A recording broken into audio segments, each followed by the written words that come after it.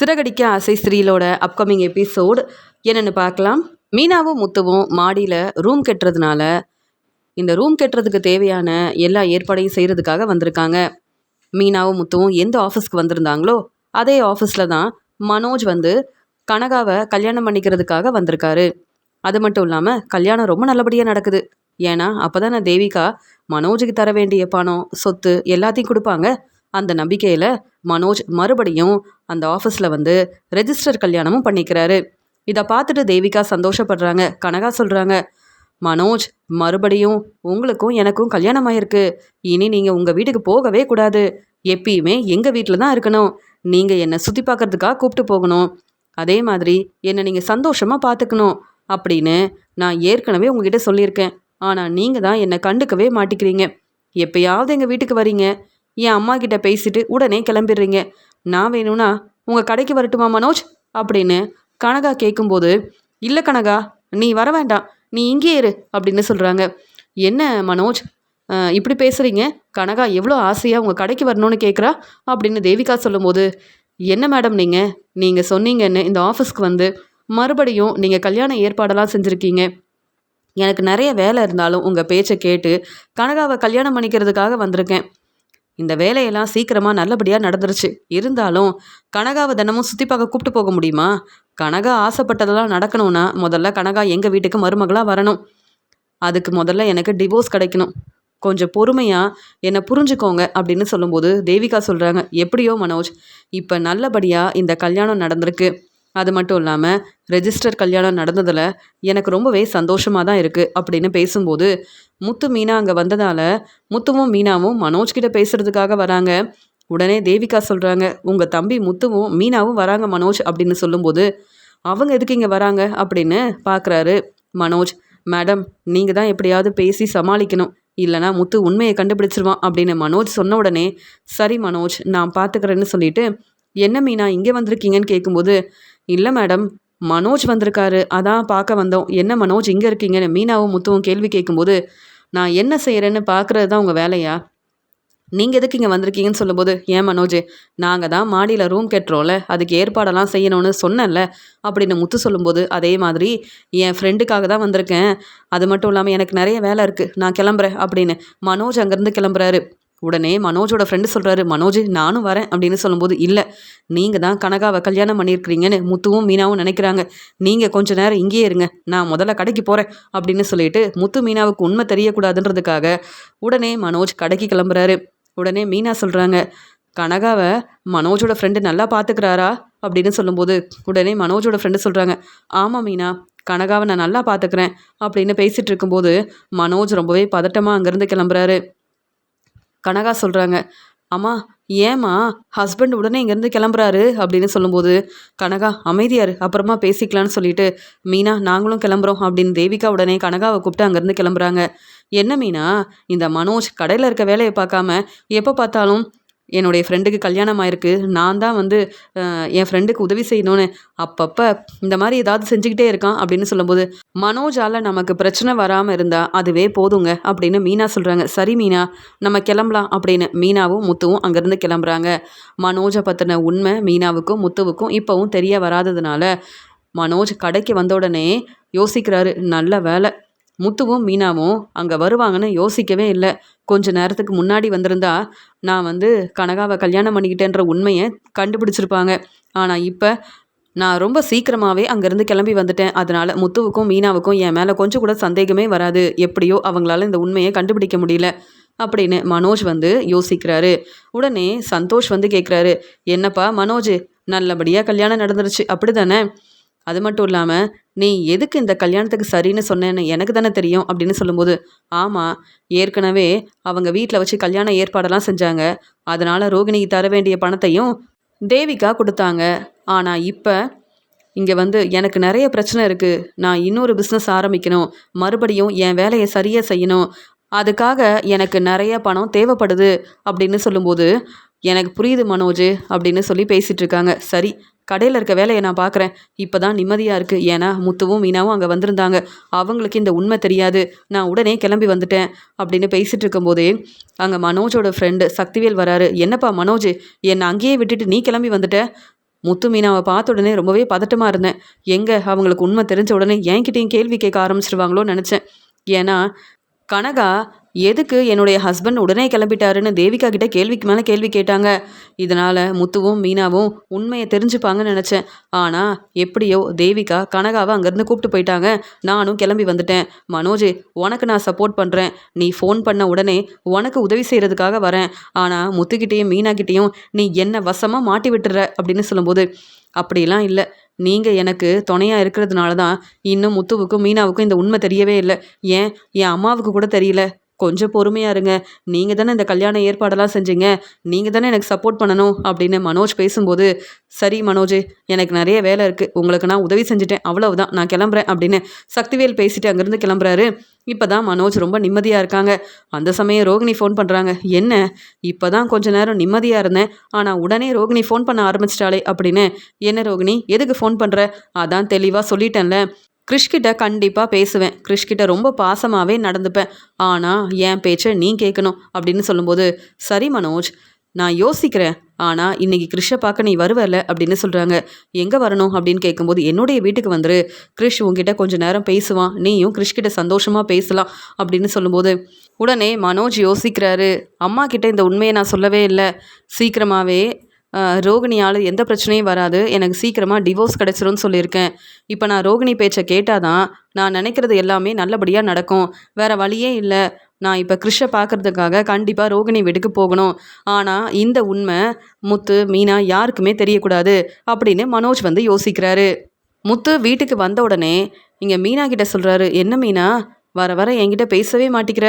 நானே தான் சாப்பாடெல்லாம் எடுத்து வச்சு சாப்பிட்றேன். நீ என்னை கண்டுக்கவே மாட்டிக்கிறேன்னு சொல்லும்போது, பாட்டி நம்ம வீட்டில் தான் இருக்காங்க.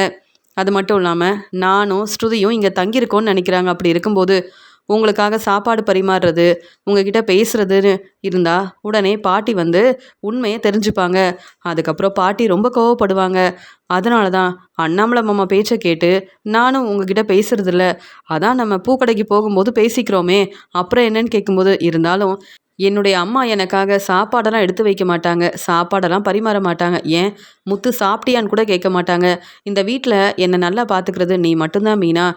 எனக்கு என்ன பிடிக்குமோ அதெல்லாம் சமைச்சு கொடுப்பேன். ஆனால் இப்போ வர வர நீ என்னை கண்டுக்கவே மாட்டிக்கிறேன்னு சொல்லும்போது, இப்போ நம்ம பேசிகிட்டு இருந்தா பாட்டிக்கு உண்மை தெரிஞ்சிரும் அப்படின்னு சொல்லும்போது, சரி அப்படின்னு பாட்டிக்கு உண்மை தெரியக்கூடாதுன்றதுக்காக முத்துவும் மீனாவும் மாடிக்கு போய் பேசிகிட்டு இருக்காங்க. அந்த சமயம் பாட்டி மீனா, முத்து அப்படின்னு கூப்பிட்ட உடனே முத்து ரொம்பவே பதட்டமா, பாட்டி நீங்களா, எதுக்கு இங்கே வந்திருக்கீங்கன்னு கேட்கும்போது, அதே தான் முத்து நானும் கேட்கணும். என்ன நினச்சிட்டு இருக்கீங்க?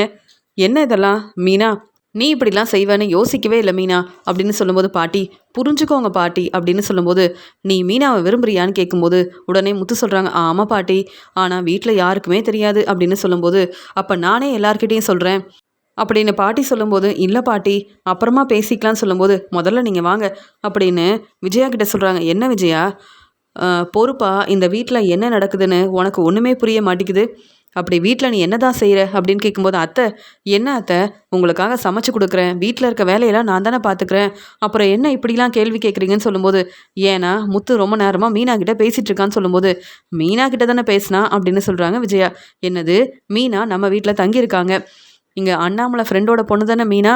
எதுக்கு முத்து மீனா கிட்ட பேசணும்னு யோசிச்சு பாரு அப்படின்னு சொல்லும்போது, அத்தை இதெல்லாம் ஒன்றுமே இல்லை அத்தை, நீங்கள் தான் முத்து மீனாவை புரிஞ்சுக்கலன்னு சொல்லும்போது, இல்லை நான் முத்துக்கிட்ட கேட்டேன். முத்து மீனாவை ரொம்ப விரும்புகிறானா. அதனால் சீக்கிரமாக மீனாவுக்கும் முத்துவுக்கும் கல்யாண ஏற்பாடெல்லாம் செய்யணும். முதல்ல மீனாவோட அப்பா அம்மாவை இங்கே வர சொல்லு அண்ணாமலை, அவங்கக்கிட்ட நானே பேசுகிறேன். அப்போ தான் இனி வந்து முத்து நம்ம பேச்சை கேட்பான். இப்படியே நீங்கள் இதெல்லாம் கண்டுக்காமல் இருந்தால் அப்புறம் நாம் தான் தலை குனிஞ்சு அவமானப்பட்டு நிற்கணும்னு சொல்லும்போது, அத்தை என்ன பேசுகிறீங்க, முத்து உங்கள் பேரன், முத்துவால் பிரச்சனை வராதுன்னு நீங்கள் தானே சொல்வீங்க. இப்போ என்ன முத்து மேலே கொஞ்சம் கூட நம்பிக்கையே இல்லாமல் பேசுகிறீங்க அப்படின்னு சொல்லும்போது, எனக்கு முத்து மேலே நிறைய நம்பிக்கை இருக்குது. இருந்தாலும் நான் சொல்கிறதெல்லாம் கேளு விஜயா, முதல்ல கல்யாண ஏற்பாடெல்லாம் செய்யணும் அப்படின்னு சொல்லும்போது, சரி அத்தை, நீங்கள் உங்கள் பையன் அண்ணாமலை கிட்ட பேசுங்கன்னு சொல்லும்போது, அண்ணாமலை நீ என்ன சொல்கிறேன்னு கேட்கும்போது, ஆமாம்மா நீங்கள் என்ன சொன்னாலும் சரியாக தான் இருக்கும் அப்படின்னு பேசும்போது, அப்போ நான் ஸ்ருதியை கல்யாணம் பண்ணிக்கிட்டுமா பாட்டி அப்படின்னு இங்கே வந்து ரவி கேட்குறாரு. என்ன ரவி, இப்போ தான் நீ படிச்சுட்ருக்க, ஆனால் இப்படிலாம் கேட்குற, இதெல்லாம் சரியில்லை. முதல்ல முத்துவுக்கு கல்யாண ஏற்பாடெல்லாம் செய்வோம். ஏன் விஜயா, மனோஜை பற்றி நீங்கள் யோசிக்கவே மாட்டேங்கிறீங்க அப்படின்னு சொல்லும்போது, நீங்கள் மட்டும் இல்ல அத்தை, இந்த வீட்டில் இருக்க யாரும் மனோஜுக்கு உதவி செய்ய மாட்டாங்க. மனோஜோட வாழ்க்கையை பற்றி கொஞ்சம் கூட யோசிக்கவே மாட்டாங்க. என்ன செய்யறது அப்படின்னு பேசிட்டு இருக்காங்க. அதான் முத்து மீனாவை விரும்புகிறான்ல, அதனால முதல்ல முத்துவுக்கு இந்த கல்யாண ஏற்பாடெல்லாம் செய்வோம். அதுக்கப்புறம் மனோஜுக்கு நானே வந்து கல்யாண ஏற்பாடெல்லாம் செய்வேன்னு சொல்லும்போது, பாட்டி நீங்கள் யாரும் எனக்காக எதுவுமே செய்ய வேண்டாம், நானே என் வாழ்க்கையை பார்த்துப்பேன் அப்படின்னு மனோஜ் பேசும்போது முத்து சொல்கிறாங்க, ஏன் எங்களுக்கு தெரியாமல் மறுபடியும் கல்யாணம் பண்ணிட்டியா அப்படின்னு முத்து கேட்ட உடனே மனோஜ் திரு திருன்னு முழிக்கிறாரு. முத்து என்ன இப்படிலாம் பேசுகிறேன்னு விஜயா சொல்கிறாங்க. இல்லைம்மா, மனோஜுக்கு நான் தான் ஒரு நல்ல வாழ்க்கையை அமைச்சு கொடுப்பேன்னு நீங்கள் சொல்கிறீங்க. என் வாழ்க்கையை நானே பார்த்துக்கிறேன்னு மனோஜ் வந்து சொல்கிறான். அதனால தான் இப்படிலாம் கேட்டேன். இதில் என்ன தப்பு இருக்குன்னு சொல்கிறாரு முத்து. உடனே விஜயா சொல்கிறாங்க, மனோஜ் என்ன மனோஜ், முத்து சொல்கிறதும் சரிதான். எங்களுக்கு தெரியாமல் இப்படி ஏதாவது செஞ்சுருந்தேன்னா நான் பொறுமையாகவே இருக்க மாட்டேன்னு சொல்லும்போது, இல்லைம்மா உங்களுக்கு தெரியாமல் நான் எதுக்குமா கல்யாணம் பண்ண போகிறேன்.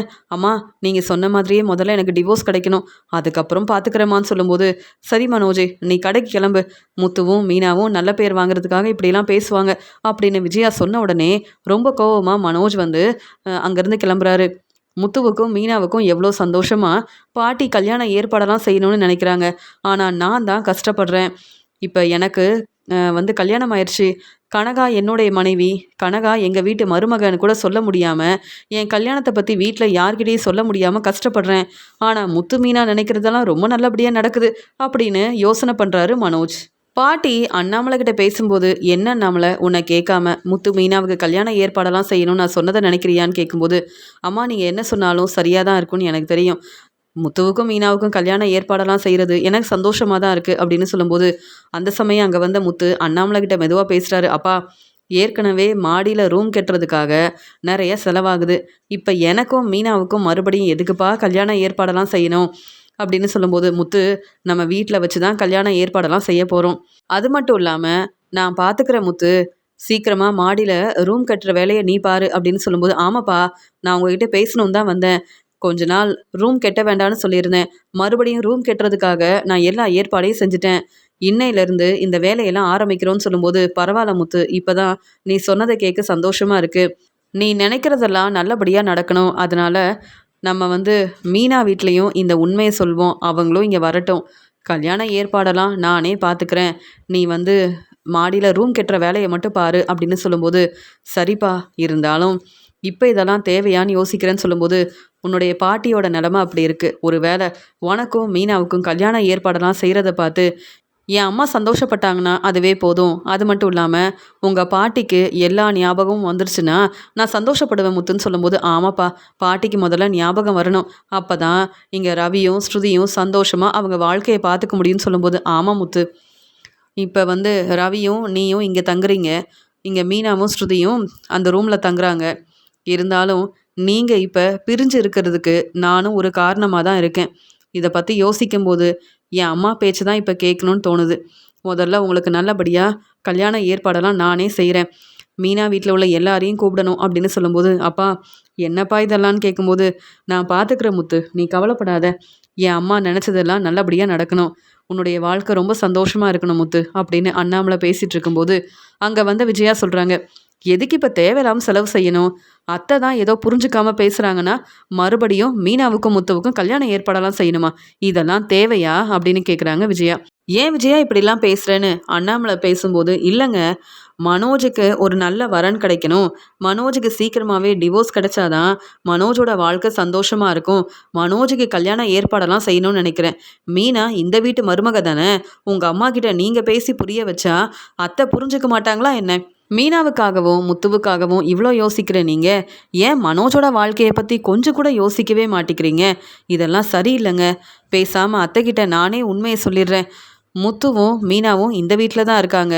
மீனா இந்த வீட்டு மருமக தான்னு நானே சொல்லிடுறேன்னு சொல்லும்போது, இல்லை விஜயா, அப்படிலாம் நீ உண்மையை சொல்லாத. என் அம்மாவால் தாங்கிக்க முடியாது. அவங்களுக்கு தான் எந்த ஞாபகமும் இல்லையே. அதனால் அவங்களுக்கே ஞாபகம் வர வரைக்கும் நம்ம பொறுமையாக தான் இருக்கணும். உன்னால் ஏதாவது பிரச்சனை வந்தால் நான் பார்த்துட்டு பொறுமையாகவே இருக்க மாட்டேன். நீ உன்னுடைய வேலையை பாரு. கண்டிப்பாக முத்து மீனாவுக்கு கல்யாண ஏற்பாடெல்லாம் செய்ய தான் போகிறேன் அப்படின்னு சொல்லும்போது, முத்து சொல்கிறாங்க, ஆமாப்பா அம்மா சொல்கிற மாதிரி இதெல்லாம் வேண்டாம்ப்பா அப்படின்னு முத்து சொல்கிறாரு. ஆனால் அண்ணாமலை பாட்டிக்காக கண்டிப்பாக மறுபடியும் முத்து மீனாவுக்கு கல்யாண ஏற்பாடெல்லாம் செய்யணும் அப்படின்னு யோசிக்கிறாரு. விஜயாவும் இங்கே வேறு வழி இல்லாமல் அமைதியாக இருக்காங்க. முத்து எவ்வளவோ பேசி பார்க்குறாரு. ஆனால் அண்ணாமலை என் அம்மாவுக்காக கண்டிப்பா என் அம்மா சொன்ன மாதிரியே முத்து மீனாவுக்கு கல்யாண ஏற்பாடெல்லாம் செய்ய போறேன்னு சொன்னதால அமைதியா இருக்காரு முத்து.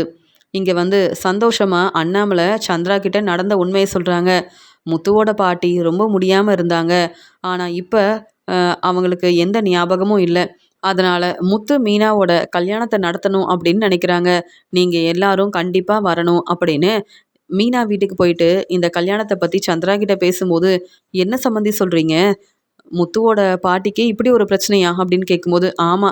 அவங்க இப்ப நல்லா தான் இருக்காங்க. இருந்தாலும் முத்துவும், மீனாவும் கல்யாணம் பண்ணிக்கிட்டா தான் அவங்க வாழ்க்கை சந்தோஷமா இருக்கும்னு நெனைக்கிறாங்க. நீங்க புரிஞ்சுப்பீங்கன்னு நெனைக்கிறேன்னு" சொல்லும்போது, இத கேட்கும்போது சந்தோஷமா தான் இருக்கு.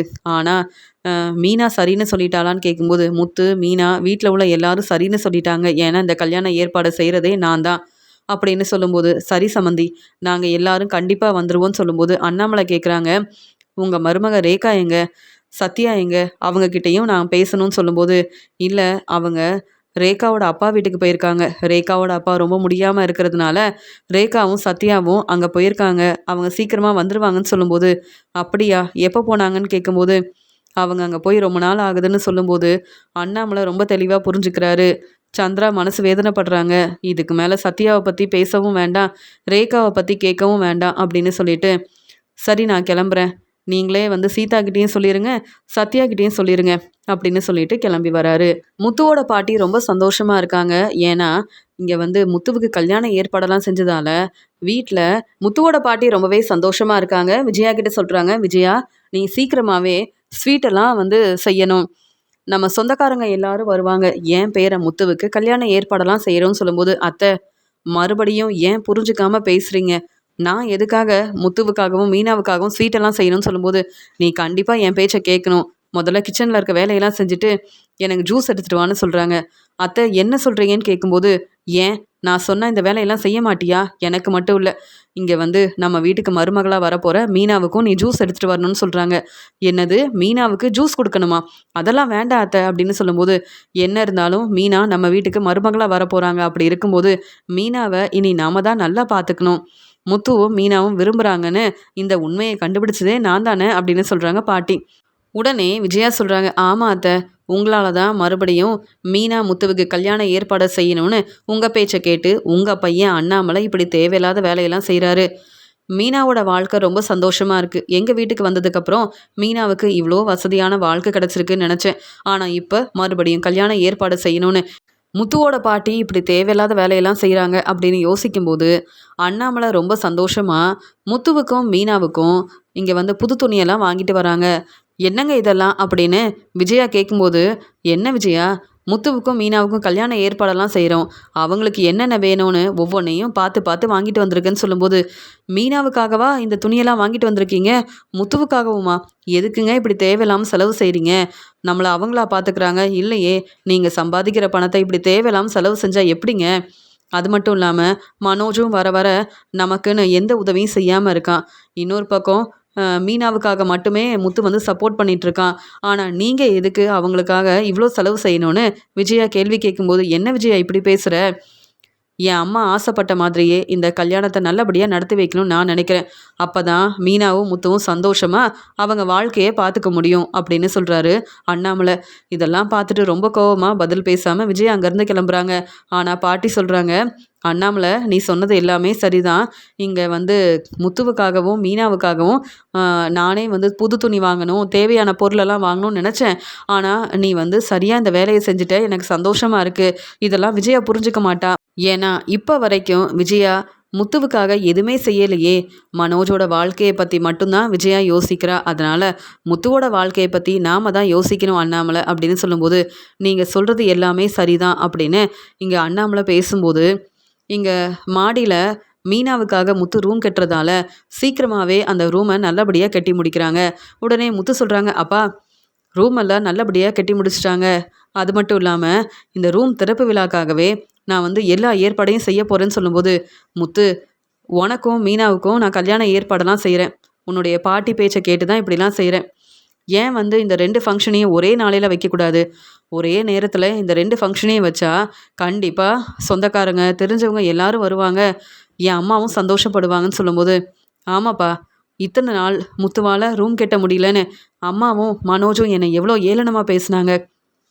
நீங்கள் சொன்ன மாதிரியே இந்த 2 ஃபங்க்ஷனையும் ஒரே நாளையில் ஒரே நேரத்தில் வச்சா சந்தோஷமாகவும் இருக்கும். அதே மாதிரி சொந்தக்காரங்களும் வருவாங்க, உண்மையை புரிஞ்சுப்பாங்க அப்படின்னு சொல்லும்போது உடனே அண்ணாமலை சொல்கிறாங்க, நீ சொல்கிறது எல்லாமே சரிதான் முத்து அப்படின்னு சொல்லிட்டு இங்கே அண்ணாமலை சொல்லும்போது இங்கே பாட்டி சொல்கிறாங்க, அப்படியா?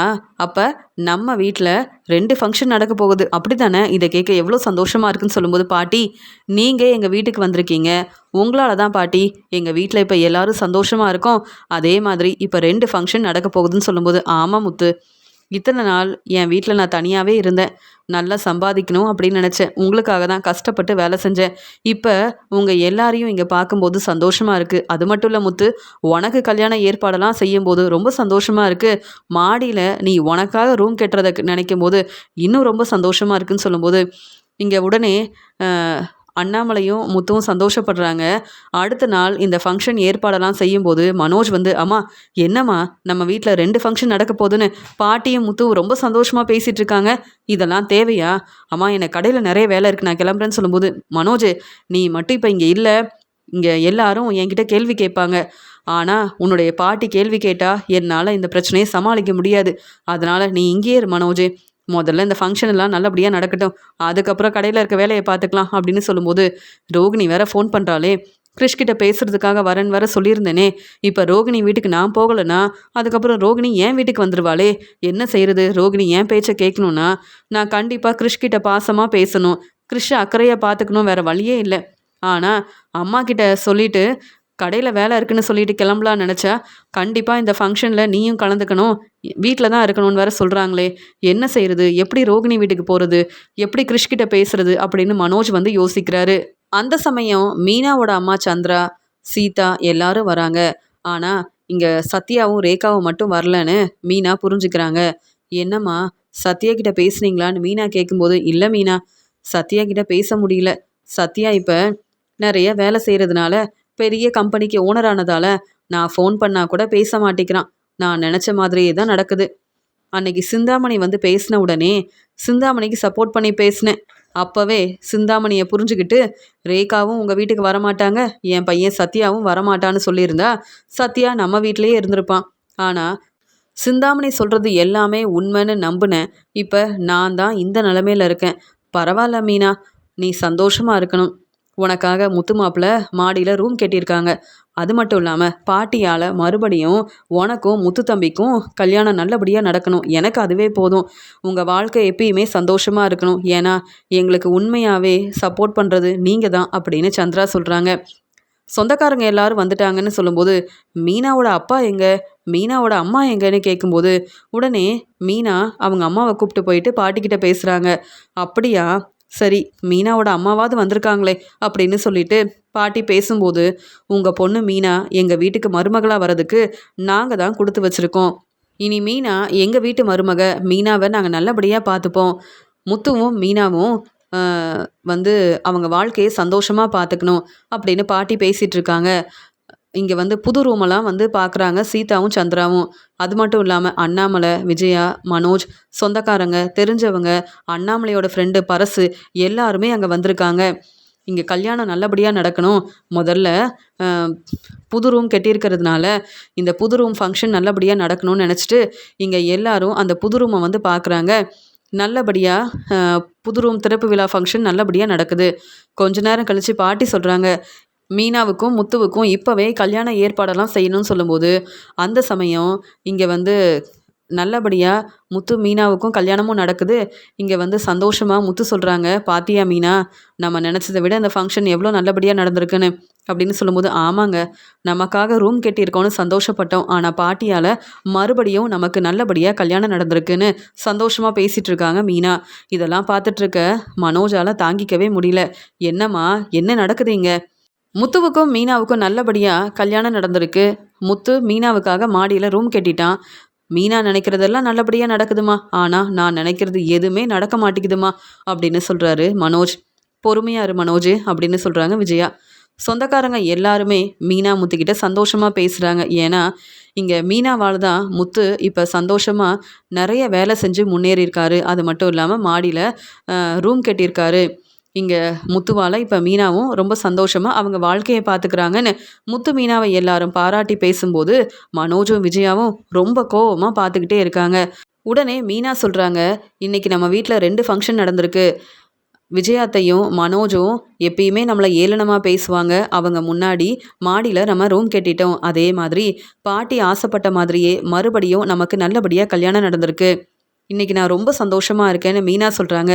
ஆமாம் மீனா, இதெல்லாம் நடந்ததுக்கு காரணமே நீதான் மீனா அப்படின்னு முத்து ரொம்ப சந்தோஷமாக மீனாவை பாராட்டி பேசுகிறாரு. முத்து மீனாவை பாராட்டி பேசுகிறதால ரொம்ப சந்தோஷப்படுறாங்க மீனா.